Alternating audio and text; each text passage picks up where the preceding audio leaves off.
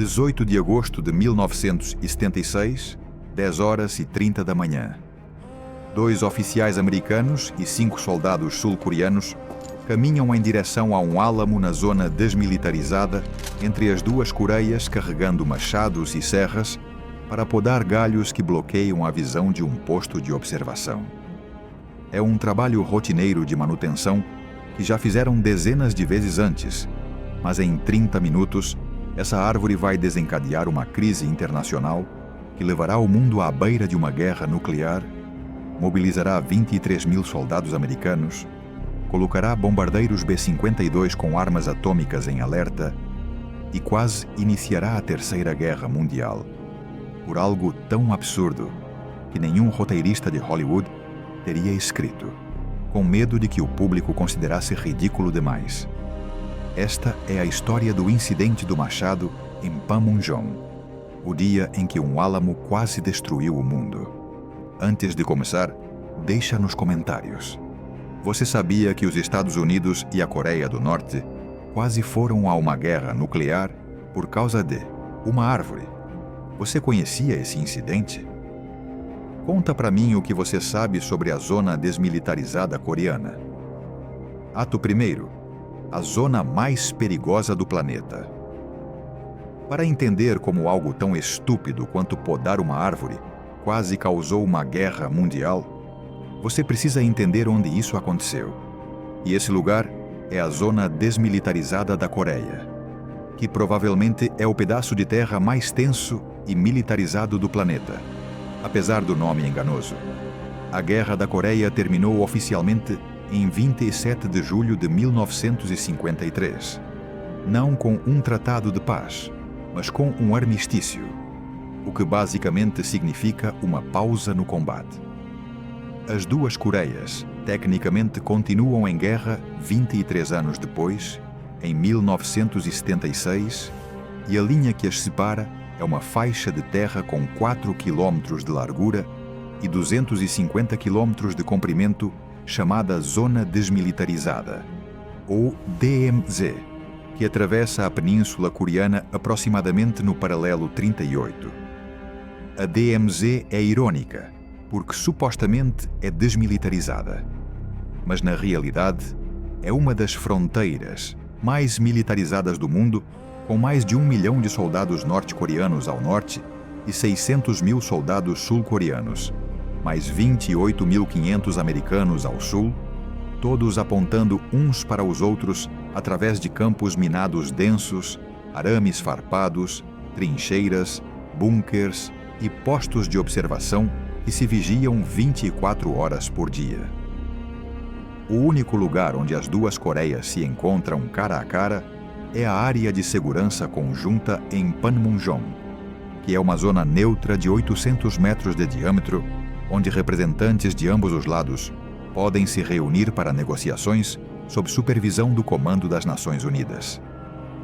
Panmunjom tem edifícios azuis simples, onde acontecem reuniões com mesas que cruzam exatamente a linha de demarcação militar, para que representantes norte-coreanos e sul-coreanos possam sentar na mesma mesa, tecnicamente em lados opostos da fronteira.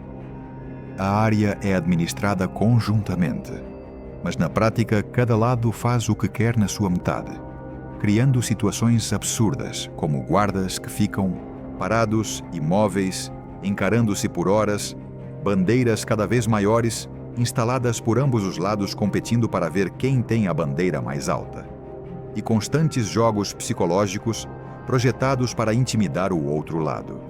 Os soldados norte-coreanos da JUSA são selecionados pela altura e lealdade ideológica extrema para parecerem mais intimidadores, enquanto americanos e sul-coreanos selecionam soldados igualmente grandes e treinam artes marciais para não se deixarem intimidar. As regras em Panmunjom são rígidas e estranhas. Os soldados não podem cruzar a linha de demarcação militar nem por centímetros. Não podem fazer gestos provocativos para o outro lado. Não podem falar com o inimigo, exceto em reuniões oficiais. E qualquer trabalho de manutenção na área deve ser notificado, embora nem sempre exija permissão do outro lado. Violações menores acontecem o tempo todo. Geralmente gestos obscenos ou empurrões entre guardas. Mas raramente escalam porque todos entendem que a área é um barril de pólvora, onde um incidente estúpido pode reiniciar a guerra. No meio dessa tensão constante, há um álamo de 12 metros de altura crescendo no lado sul-coreano, perto da ponte sem retorno, que é o ponto de troca de prisioneiros.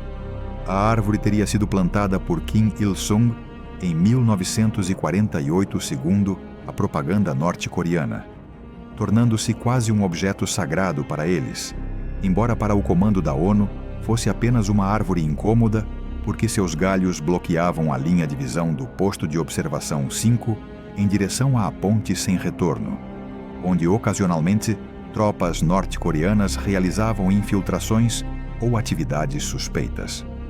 Durante anos, os engenheiros do comando da ONU podaram a árvore periodicamente para manter a visibilidade clara, e isso nunca foi um grande problema, embora os norte-coreanos ocasionalmente protestassem, dizendo que a árvore era propriedade sagrada plantada pelo grande líder.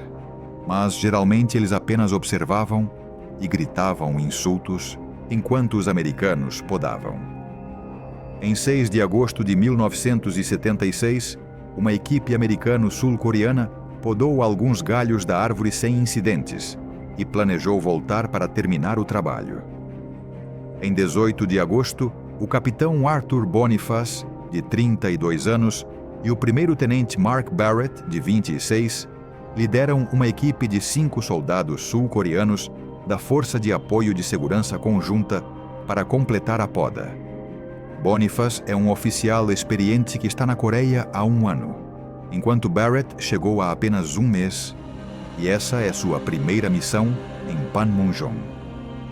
Eles levam machados, serras e escadas, e vão desarmados, porque as regras de Panmunjom proíbem armas na área, exceto as que os guardas regulares carregam. E esta é uma operação de manutenção rotineira, não uma missão de combate.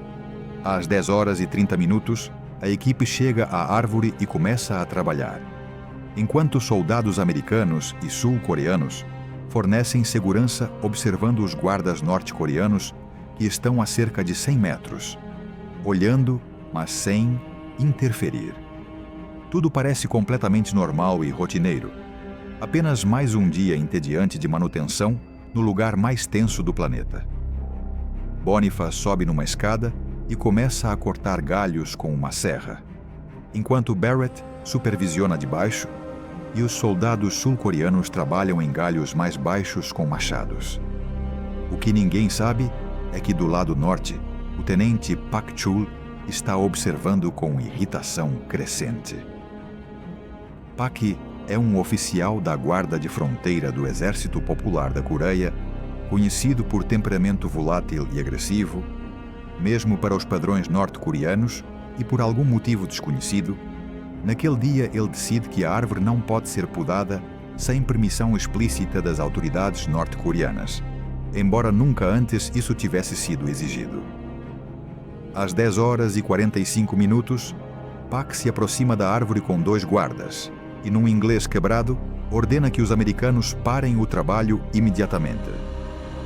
Boniface responde educadamente que estão realizando uma manutenção rotineira no lado da ONU e que não precisam de permissão norte-coreana. Mas Pak insiste que, sem permissão, não podem continuar. Boniface o ignora e continua serrando.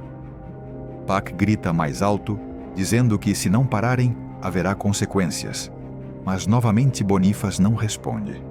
Ele simplesmente continua trabalhando, porque ceder às ameaças norte-coreanas criaria um precedente perigoso em que precisariam de permissão para tudo. O que acontece depois é confusão total, porque os relatos diferem, dependendo de quem você pergunta. Mas a sequência geral é clara e aterrorizante. Pak aparentemente perde completamente o controle e grita uma ordem em coreano. De repente, surgem 30 guardas norte-coreanos correndo de barracas próximas, portando barras de ferro e bastões. O tenente Barrett vê a situação se deteriorando e grita no rádio pedindo reforços imediatos. Mas antes que eles cheguem, os norte-coreanos atacam. Boniface está na escada quando vários guardas a derrubam, jogando-o violentamente no chão de 3 metros de altura. Antes que ele consiga se levantar, vários norte-coreanos o cercam e começam a espancá-lo selvagemente com barras de ferro. Barrett corre até Boniface tentando ajudar, mas é interceptado por 5 guardas que o derrubam e começam a golpeá-lo com bastões. Os soldados sul-coreanos lutam desesperadamente contra um número superior e vários conseguem escapar correndo para o lado da ONU, gritando por ajuda. A brutalidade do ataque é extrema, porque os norte-coreanos não estão simplesmente interrompendo o trabalho. Eles estão literalmente tentando matar os americanos a golpes. Boniface está no chão sendo chutado por vários atacantes, enquanto outros o golpeiam com barras na cabeça e no tronco. Barrett tenta se arrastar para longe, mas os atacantes o puxam de volta e continuam golpeando-o metodicamente. Um soldado sul-coreano pega um dos machados que eles trouxeram para podar a árvore e tenta se defender, mas é desarmado. E o machado é arrancado por um guarda norte-coreano que o usa para atacar Boniface, desferindo golpes de machado na cabeça enquanto ele está indefeso no chão. Outro machado é usado contra Barrett com a mesma brutalidade, e em menos de 5 minutos, ambos os oficiais americanos estão mortos por trauma craniano massivo causado por golpes repetidos de machados e barras de ferro. Os reforços da ONU chegam correndo do acampamento próximo e os norte-coreanos finalmente se retiram, deixando os corpos destroçados de Boniface e Barrett no chão ao lado da árvore que eles vieram podar.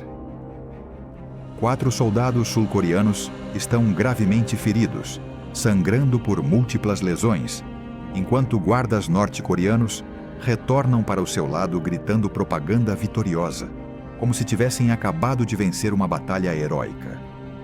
A notícia chega ao comando da ONU em minutos, e as implicações ficam imediatamente claras. A Coreia do Norte acabou de assassinar brutalmente 2 oficiais americanos desarmados em território neutro durante uma operação rotineira de manutenção. E isso não pode ficar sem resposta. Mas qualquer resposta pode escalar para uma guerra total. Ato 2. Crise e fúria. A notícia do assassinato chega a Washington, D.C. às 23 horas do dia 18 de agosto, hora local, acordando o presidente Gerald Ford. O secretário de Estado Henry Kissinger e o secretário de Defesa Donald Rumsfeld são convocados para a Casa Branca para uma reunião de emergência do Conselho de Segurança Nacional. As primeiras reações são uma mistura de choque, fúria e incredulidade, porque matar oficiais americanos a golpes de machado em uma zona neutra é um ato de guerra indiscutível. Mas as circunstâncias são tão absurdas que alguns membros do gabinete inicialmente acham que o relatório deve estar exagerado ou mal interpretado. Ford lê os relatórios de inteligência, que incluem fotos da cena mostrando os corpos mutilados de Boniface e Barrett ao lado da maldita árvore, e seu rosto endurece, porque ele entende que não responder com firmeza convidaria a mais agressões, enquanto responder com força demais poderia iniciar uma guerra que mataria milhões. É uma posição impossível, criada por um ato de violência incompreensivelmente estúpido de oficiais norte-coreanos que aparentemente perderam o controle da própria raiva por causa de uma árvore. Kissinger argumenta que eles precisam responder com força avassaladora para demonstrar que os Estados Unidos não toleram ataques contra seu pessoal, mas evitando escalar para um conflito geral. Rumsfeld sugere que uma resposta proporcional seria executar uma operação militar limitada, com objetivos específicos, que mostre determinação sem provocar uma guerra total. O chefe do Estado-Maior Conjunto, General George Brown, propõe opções que vão desde um ataque aéreo contra posições norte-coreanas até simplesmente apresentar uma queixa formal às Nações Unidas. Ford ouve todas as opções e toma a decisão que define a crise. Os Estados Unidos cortarão aquela maldita árvore até as raízes, e a Coreia do Norte não poderá impedi-los. Se os norte-coreanos tentarem interferir, serão destruídos com força militar massiva. Mas o objetivo declarado será puramente terminar o trabalho que Boniface e Barrett começaram. A operação será chamada Paul Bunyan, em referência ao lendário lenhador americano, e será uma demonstração de poder projetada para humilhar a Coreia do Norte, forçando-a a recuar ou enfrentar consequências devastadoras. A ordem chega ao comando das forças da Coreia em Seul, liderado pelo general Richard Stilwell, que começa a planejar a operação mais elaborada, já montada para cortar uma árvore. Stilwell entende que isso não é realmente sobre a árvore, mas sobre mostrar que os Estados Unidos não serão intimidados pela violência norte-coreana e que qualquer agressão futura encontrará uma resposta esmagadora. A árvore é um símbolo e, cortá-la com sucesso diante de possível resistência norte-coreana, enviará uma mensagem inequívoca. Durante 48 horas, Estados Unidos e Coreia do Sul mobilizam forças massivas em completo sigilo para evitar que os norte-coreanos se preparem. 23 mil tropas americanas e sul-coreanas entram em alerta de combate, 12 mil soldados adicionais se movem para posições avançadas perto da DMZ. Veículos blindados e tanques são posicionados em estradas, prontos para atravessar em direção ao norte, se necessário. A 7ª Frota dos Estados Unidos, navegando perto do Japão, recebe ordens para se mover em direção à Península Coreana com o porta-aviões USS Midway, levando 70 caças F-4 Phantom, prontos para missões de ataque. O encouraçado USS New Jersey é reativado da reserva e enviado para águas coreanas com seus canhões de 16 polegadas, capazes de bombardear alvos a 40 quilômetros terra adentro. 20 bombardeiros B-52 voam de Guam para bases em Okinawa, e alguns são carregados com armas nucleares táticas, enviando uma mensagem clara à Coreia do Norte de que os Estados Unidos estão preparados para qualquer nível de escalada. Na Coreia do Sul, forças especiais do Exército e dos Marines se preparam para missões de resgate ou retaliação. Helicópteros de ataque. A H-1 Cobra são deslocados para bases avançadas. Unidades de artilharia apontam centenas de canhões em direção a posições norte-coreanas conhecidas e caças F-4 patrulham o espaço aéreo ao sul 24 horas por dia. É a maior mobilização de forças americanas na Ásia desde o fim do Vietnã 2 anos antes, e tudo por causa de uma árvore. Mas o plano para cortar a árvore em si é uma obra-prima de planejamento militar excessivo. O general Stilwell não enviará uma pequena equipe desarmada como da última vez, e sim 2 pelotões de engenheiros de combate armados com fuzis M16 e granadas, apoiados por um pelotão completo de forças especiais sul-coreanas, treinadas em taekwondo e armadas até os dentes. Atrás deles, 64 soldados da Força de Apoio de Segurança Conjunta formarão um perímetro defensivo. Veículos blindados de combate M113 da infantaria estacionarão a 100 metros da árvore, com metralhadoras calibre 50 apontadas para posições norte-coreanas. Helicópteros de ataque Cobra sobrevoarão a área prontos para abrir fogo se os norte-coreanos interferirem. Caças F-4 e F-111 farão patrulhas de combate aéreo diretamente sobre Panmunjom, em violação técnica do armistício, mas demonstrando que os Estados Unidos não vão brincar com regras se a Coreia do Norte também não as respeita. Até bombardeiros B-52 voarão perto do espaço aéreo norte-coreano sem entrar tecnicamente, mas ficando visíveis no radar, para que os norte-coreanos saibam que eles estão lá, prontos para bombardear se necessário. O plano inclui contingências para tudo. Se os norte-coreanos dispararem, haverá resposta imediata com fogo de metralhadora. Se abrirem fogo com artilharia, as baterias americanas responderão com um contra-ataque massivo. Se a força aérea norte-coreana decolar, será interceptada e destruída pelos F-4 que estão patrulhando. É uma escalada tão desproporcional para uma tarefa tão simples que parece comédia sombria. Mas a mensagem é absolutamente clara. Os Estados Unidos cortarão aquela árvore e a Coreia do Norte não poderá impedi-los sem iniciar uma guerra que perderá de forma catastrófica. A árvore se tornou um símbolo de vontade nacional, e recuar seria visto como uma fraqueza intolerável que convidaria agressões futuras.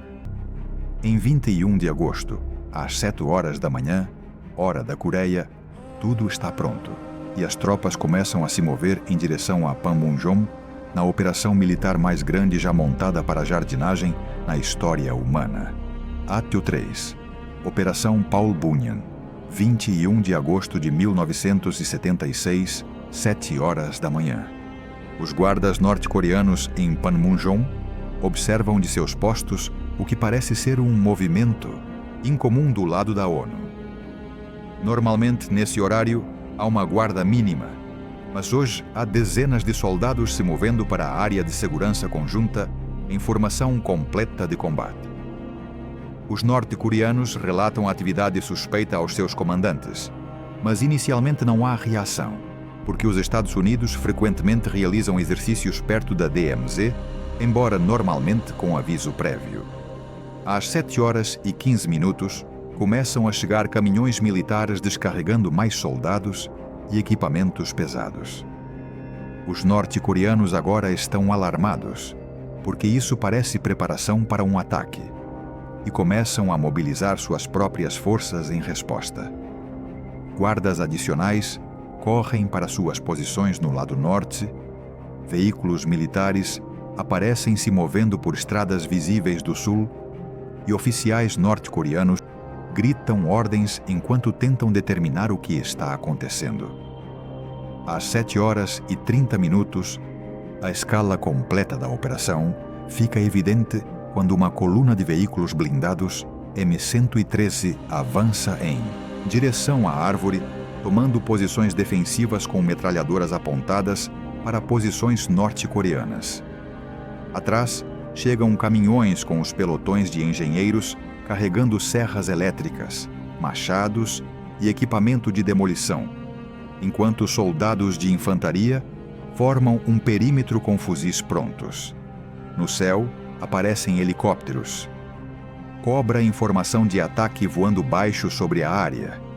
E mais alto se ouve o rugido de jatos F-4 Phantom cruzando em patrulha de combate. Os norte-coreanos estão completamente surpresos, porque nunca viram uma demonstração de força assim em Panmunjom e não sabem como responder. Mais guardas continuam chegando até que aproximadamente 150 a 200 soldados norte-coreanos estão posicionados do lado deles, observando tensamente, mas sem receber ordens claras para atacar ou recuar.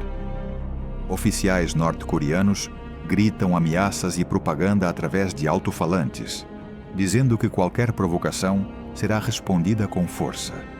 Mas o tom soa menos, confiante do que o habitual, porque eles podem ver que estão massivamente superados em número e poder de fogo.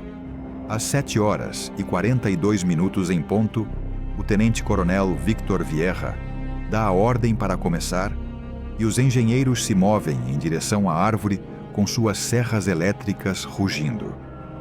O primeiro corte no tronco leva segundos e, de repente, o símbolo de toda essa crise absurda começa a cair. Mas os engenheiros não param por aí. Eles cortam a árvore sistematicamente em seções manejáveis, enquanto outra equipe começa a cavar as raízes para removê-las completamente. Os soldados norte-coreanos observam em silêncio, aparentemente paralisados pela indecisão, porque atacar significaria guerra contra uma força obviamente superior. Enquanto não fazer nada significa humilhação total. Oficiais norte-coreanos gritam mais ameaças, mas ninguém atira e ninguém se move em direção à árvore, porque seria suicídio contra o perímetro de soldados americanos e sul-coreanos com armas apontadas diretamente para eles. Os helicópteros Cobra circulam lentamente sobre a área, com atiradores prontos em suas metralhadoras minigun, capazes de disparar 4.000 projéteis por minuto.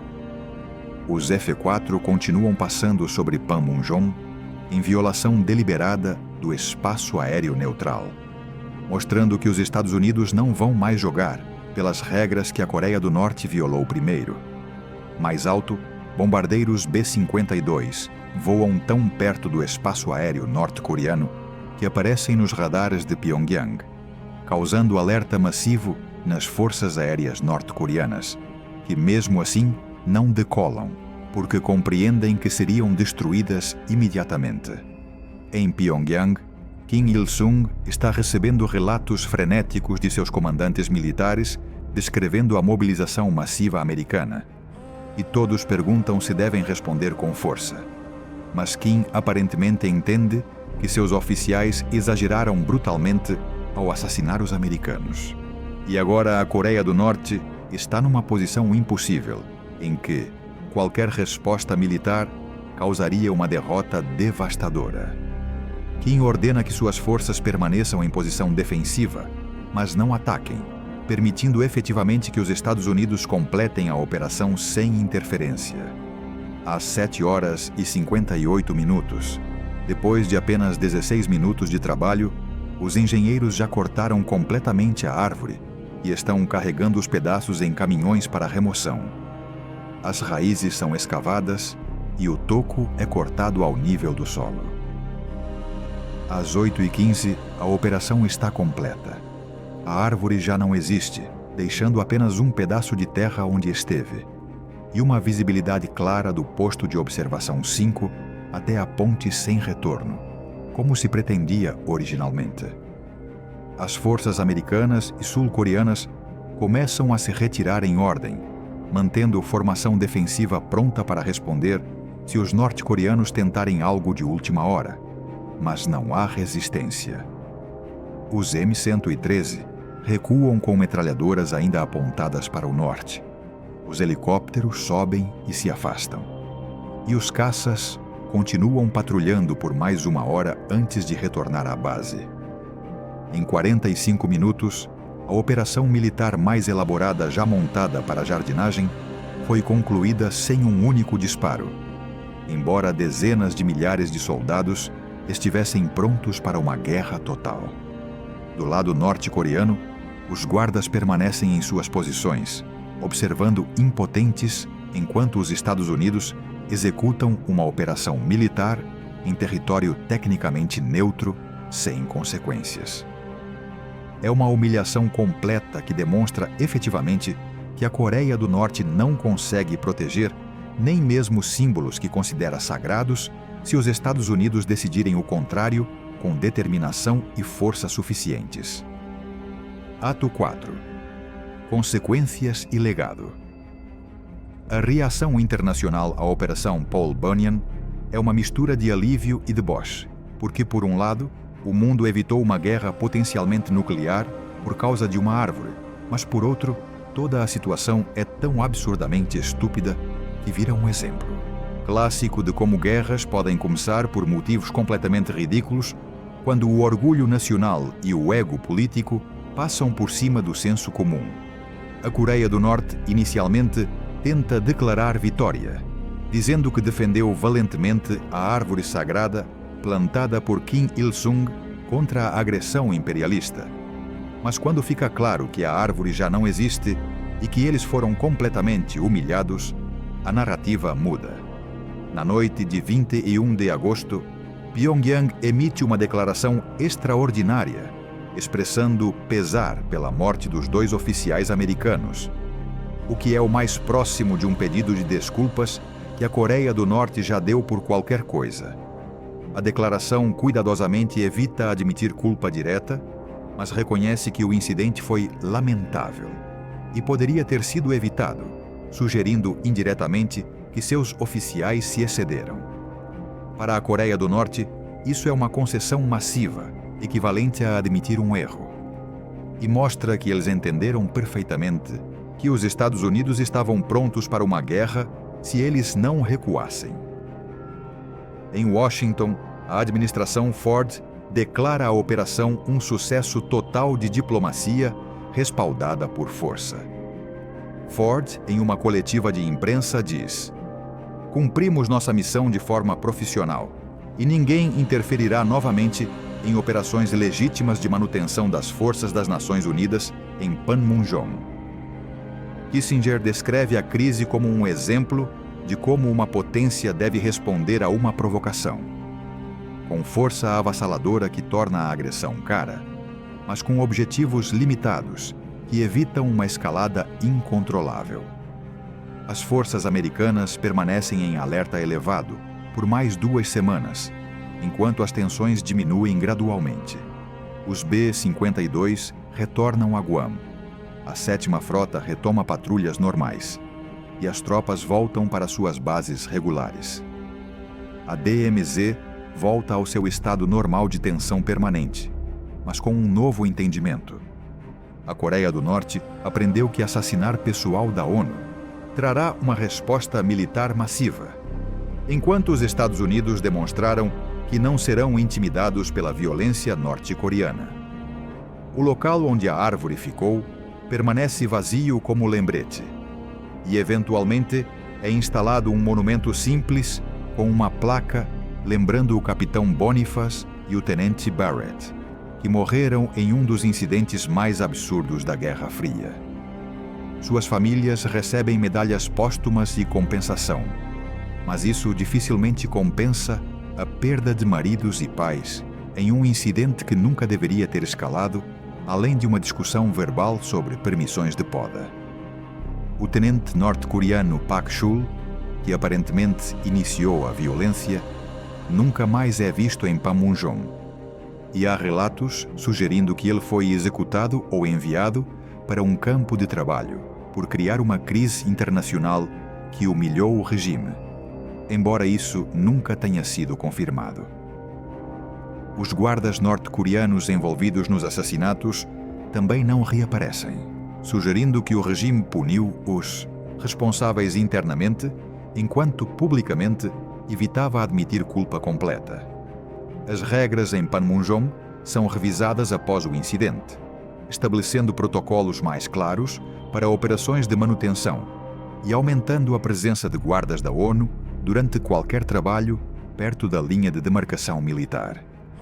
Ambos os lados constroem estruturas adicionais de observação para reduzir pontos cegos que poderiam causar mal-entendidos, e é estabelecida uma linha telefônica direta entre comandantes do Norte e do Sul para comunicação rápida durante crises.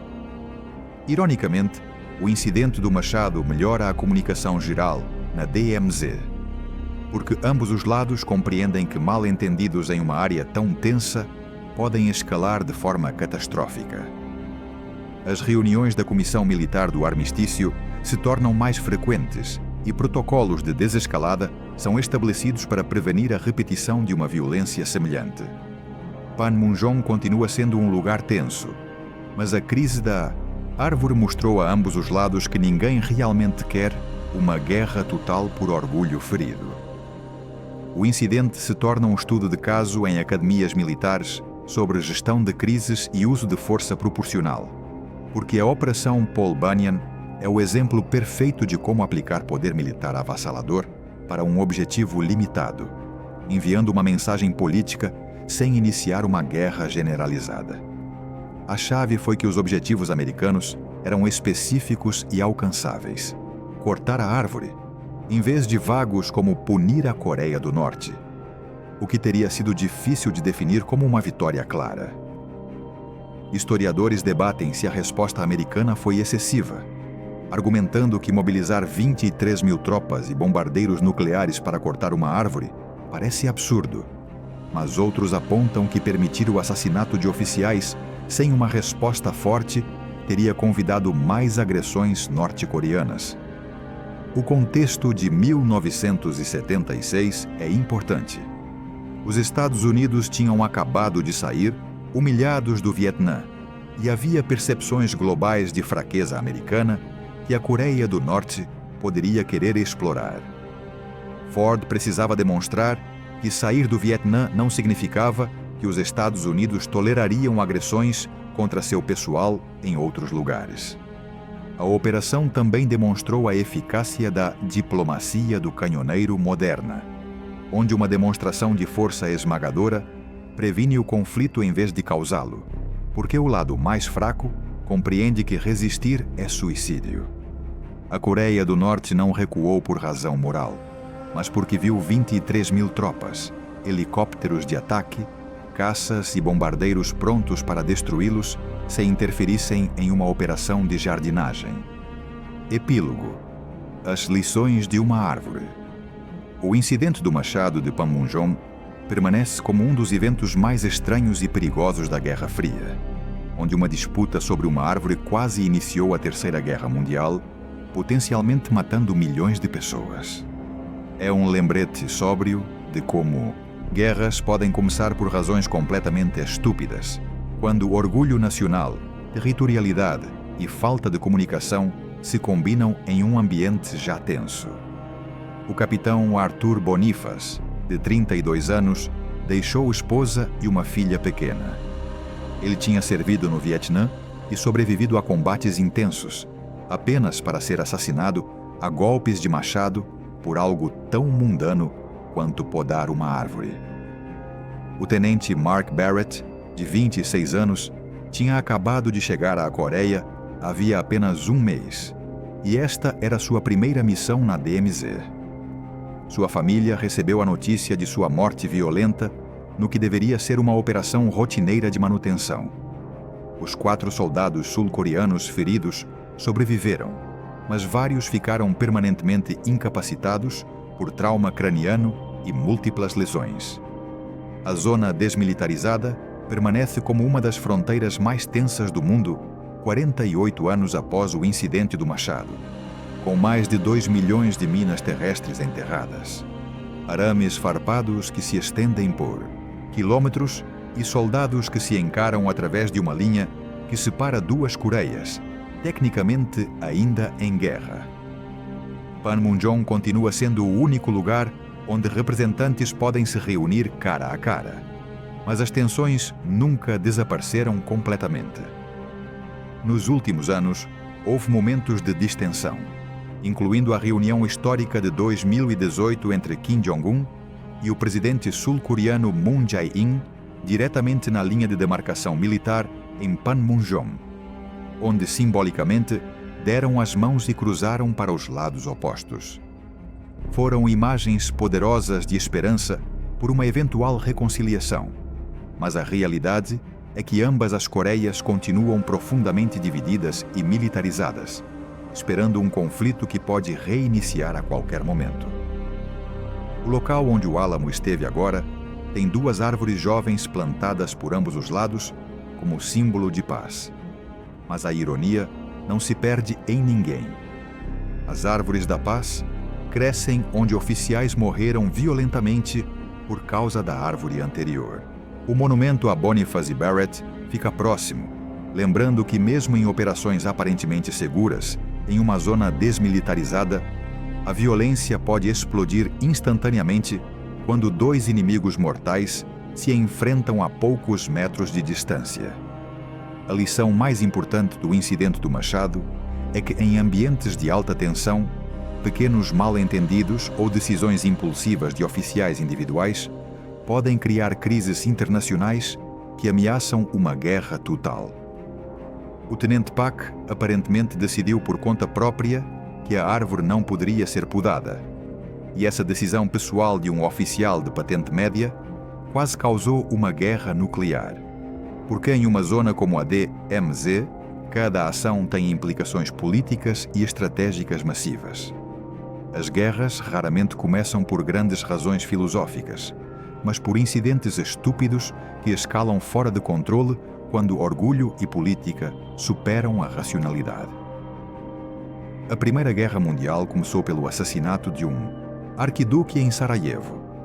A Guerra do Futebol entre El Salvador e Honduras, em 1969, começou literalmente por causa de um jogo de futebol. E a quase Terceira Guerra Mundial, de 1976, começou por causa de uma árvore. A Operação Paul Bunyan mostrou que, às vezes, uma resposta desproporcional a uma provocação menor é necessária para prevenir futuras provocações. Mas também mostrou os riscos de transformar cada incidente em um teste de vontade nacional. Se a Coreia do Norte tivesse respondido com força ao corte da árvore, a escalada teria sido imparável, porque nenhum lado poderia recuar sem a humilhação percebida, e de repente haveria uma guerra total por causa de uma árvore. Felizmente, em 1976, ambos os lados mostraram restrição suficiente para evitar a catástrofe. Os Estados Unidos demonstraram força avassaladora, mas não atacaram alvos norte-coreanos desnecessários, enquanto a Coreia do Norte engoliu o orgulho e não respondeu militarmente. A guerra foi evitada, não porque ambos fossem pacíficos, mas porque ambos entenderam que uma guerra por uma árvore não beneficiava ninguém e que viver com humilhação era preferível a morrer por orgulho.